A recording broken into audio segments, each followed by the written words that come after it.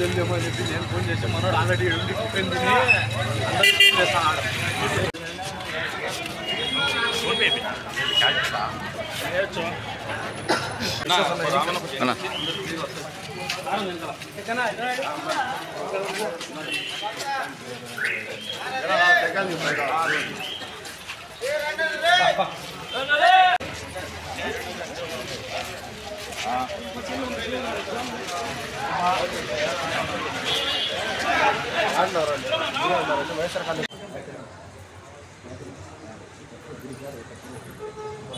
ఓకేనా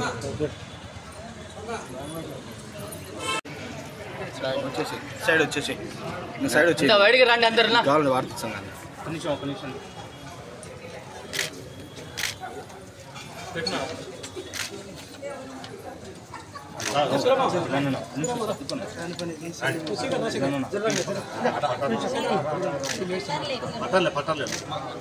నువ్వు కెమెరా ముందు పెట్టినావు రాజన్న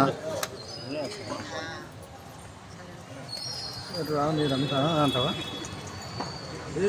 అక్కడ పెట్టనా ఒక నిమిషం ఒక నిమిషం ఉన్నా ఒక నిమిషం ఉండు.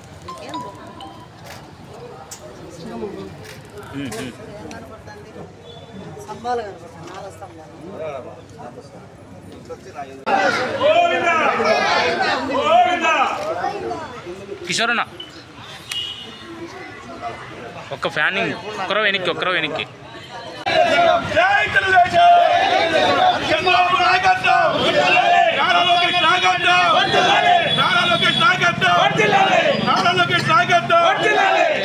నాయకత్వం జై తెలుగుదేశం తెలుగుదేశం పార్టీ కార్యకర్తల ఐక్యత తెలుగుదేశం పార్టీ కార్యకర్తల ఐక్యత తెలుగుదేశం పార్టీ ఐక్యత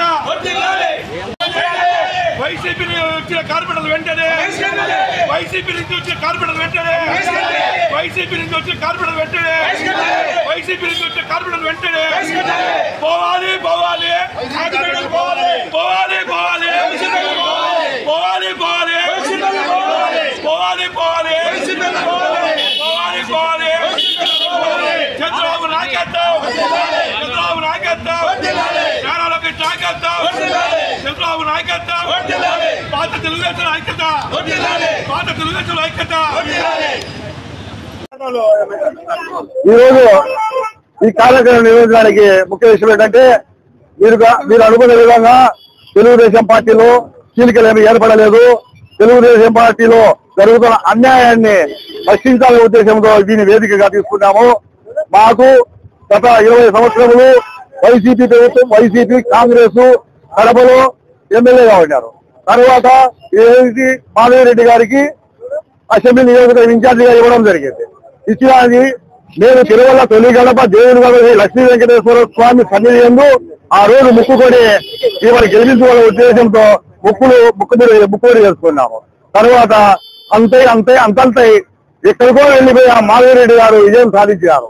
విజయం సాధిస్తే కార్యకర్తల అందరూ ఆశాభావాలు కనిపించాయి. కానీ కొన్ని నాళ్లకే వైసీపీ వాళ్ళు ఇది గమనించి 8 మందిని అంటే దిగ్పాలకులు 8 మంది కార్పొరేటర్లను తెలుగుదేశం పార్టీలోకి పంపించి మాకు దరిద్రం పట్టేట్టుగా చేసినారు. ఇది ఏమాత్రం సహించము. వారు వాళ్ళ భూములు వైసీపీ ప్రభుత్వంలో వారు సంపాదించుకున్న భూములను కాపాడుకునేదానికి వాళ్ళు కబ్జాలు చేసిన వాళ్ళ అవినీతిని కప్పిపుచ్చుకునేదానికి వాళ్ళు మా పార్టీలోకి వచ్చినారే కానీ వేరే రకంగా మా పార్టీకి అయితే మేలు చేసేదానికి రాలేదు. మేము ఈ విషయంలో ఎమ్మెల్యే మాధవిరెడ్డి గారికి మేము చెప్పినాం, అమ్మా మనము దేవుని కడపలో మనం ప్రచారం మొదలుపెట్టి గెలిచినాం. ఆమెకు ముక్కుబడి దేవునికి వేదిక పదాలు టెంకాయలు కొట్టి ముక్కుబడి కూడా తీసుకున్నాము. తర్వాత ఈ వైసీపీ వాళ్ళు మన మీద కుట్ర పడినారు, మనం నాశనం ఆర్థికంగా మనం అనగొడుకుతున్నారు. అన్యా కూడా ఆమెకు ఎక్కలేదు. అంటే ఆమెను మేము తప్పులు పట్టడం లేదు, మాకు జరుగుతున్న అన్యాయానికి వినేవాళ్ళు లేరు. అధిష్టానం దృష్టికి ఏ రకంగా తీసుకోవాలో మాకు తెలియక ఒక ప్లాట్ఫామ్ మాకు కావాలనే ఉద్దేశంతో పుట్టా నరసింహారెడ్డి గారికి పోదామని చెప్పి కార్యకర్తల మందరం నిర్ణయించుకోవడం జరిగింది. ఆయన అడిగినాము, నా కాడికి వైసీపీ వాళ్ళు ఎవరు రావద్దు, తెలుగుదేశం వాళ్ళు అయితే ఈ సమస్యలను చంద్రబాబు నాయుడు లోకేష్ దృష్టికి తీసుకోపోతా మీకు న్యాయం చేస్తాము, అట్లా ఎందుకంటే నా కాడికి రాండి అన్నాడు. కానీ మా ఉద్దేశం ఏమిటంటే వీళ్ళను పుట్టా నరసింహారెడ్డి గారిని మరియు శ్రీనివాస్ రెడ్డి గారిని మాధవిరెడ్డి గారిని రిక్వెస్ట్ చేసుకొని కడప డివిజన్ లో 50 డివిజన్ లో కూడా తెలుగుదేశం పార్టీ తెలుగు ఈ ఈ పార్టీ వైసీపీ నుంచి ఈ పార్టీకి 8 కార్పొరేటర్లు అంటే అష్టదిక్పాలకులు బాగా దరిద్రం పట్టించిన వాళ్ళను తరిమి కొట్టేదానికి కూడా మేము సిద్ధంగా ఉన్నాము.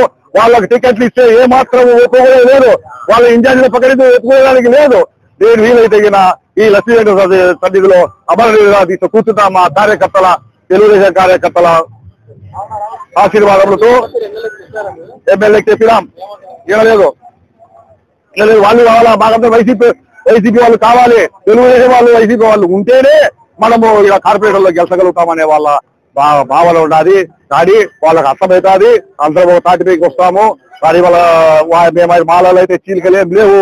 మీరు ఒకటి వేరే రకంగా తీసుకోకుండా కమలాపురం పోయేదానికంటే మాకు ఒక ప్లాట్ఫారం కావాలా. మా గోడు ఇదే వాళ్ళు లేరు కాబట్టి ఆ నియోజకవర్గంలో నేను పనిచేసేదానికి లేదని నచ్చిబాటు చెప్పడం జరిగింది.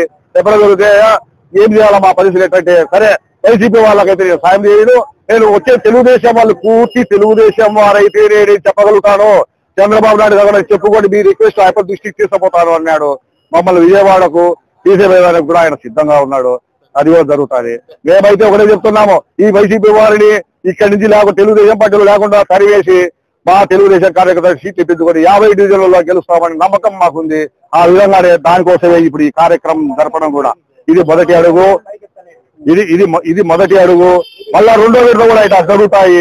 చాలా మంది ప్రభుత్వం చాలా ఎక్కువ ఈ రోజుగా రావాల్సింది, 60-70 వాహనాల్లో పోవాల్సింది.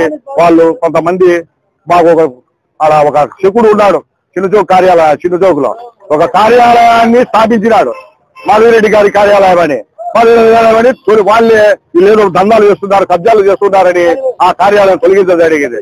ఆ శకుడు అనేవాడు శపథం చేసినాడు, కౌరవుల పక్షాన శకుడు ఉండి కౌరవుల నాశనం చేసినాడు. ఆ రకంగా కడప తెలుగుదేశం పార్టీకి 5 సీట్లు కూడా రావు, నా కార్యాలయం తొలగించినాడు అని చెప్పి శపథం చేసినాడు. అతని శపథము నిలబెర కూడా చూస్తున్నాడు.